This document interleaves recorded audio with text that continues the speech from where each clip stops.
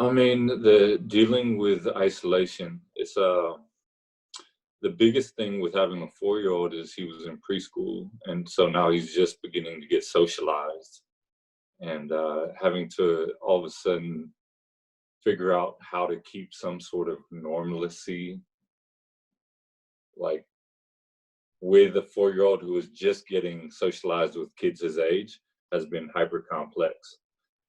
So we have, you know, we have Zoom meetings that have been happening with his preschool, but it's not kid on kid playing. And so, I've just been trying to come up with interesting activities for him, like doing all sorts of obstacle courses around the house, doing treasure hunts around the neighborhood.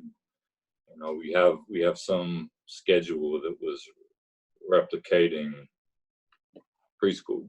So, art time, food, outdoor activity, crazy time, just to dancing in the house. But the absence of kids and kid on kid time has been really difficult.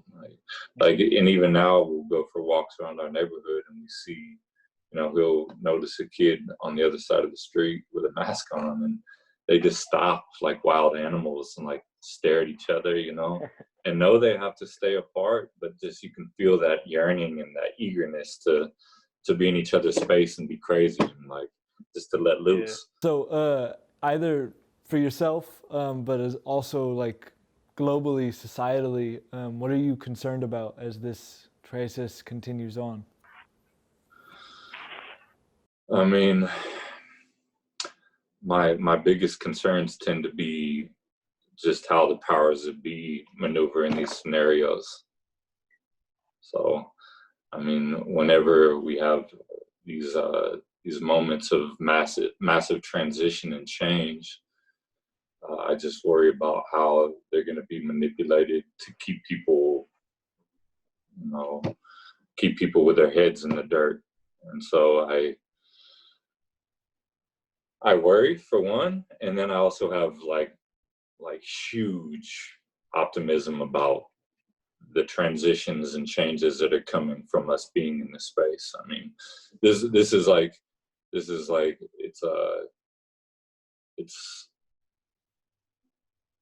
it's harsh. There's like a lot of people losing their lives and a lot of loved ones, all of a sudden being taken away. And that's, I never take away from that space. I have huge empathy towards all of that loss.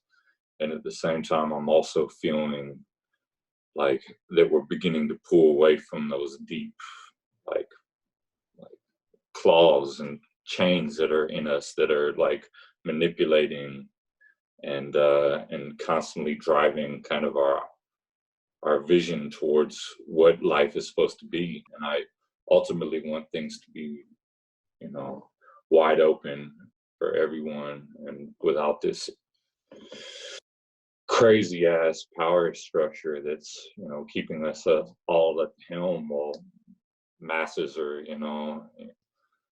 this is the earth being, it's like the earth's first warning, being like, it's a slap on the wrist.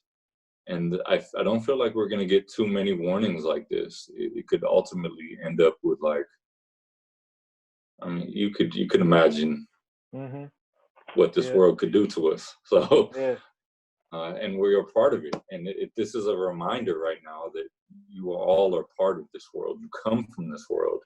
Why are you not caring for this world right now? Like this is our warning to change how we are doing, to grab hold of what life means and push forward. I think it's really important right now for people to look directly in front of them and find the things that are most important to them. I mean, and to make sure that there's space and time spent on those things. All we have is our direct energy, if you ask me. Like the spaces around us, when we begin to get too broad spectrum and overwhelmed, then nothing happens. Be clear in what life means to you. Don't step back out and like allow manipulation of ideas Don't just be true. You know, I feel like this is a real good look at being true to yourself. You know, do you make sure the people around you know you love them? You know, I'm an empath, so without recognizing the global realm and without acting on the global realm, then that part feels shut down in me. And so that's like, you know, I wanna find a global network that figures out simplicity. I wanna find a farm in Northern California, and like have my community there and like be living basic. And at the same time, how does that interlink with people who are doing the same in Detroit, and the same in like Vermont, and then the same in fucking Italy, and Mm-hmm. and where you ultimately have faith and trust that people are living off a wisdom from the earth. I guess that basically is the wisdom of the earth, and people are tapped into it. And so we're hearing that same wavelength, and we're figuring that, hey, this is what we have to do to make this organism still survive and continue.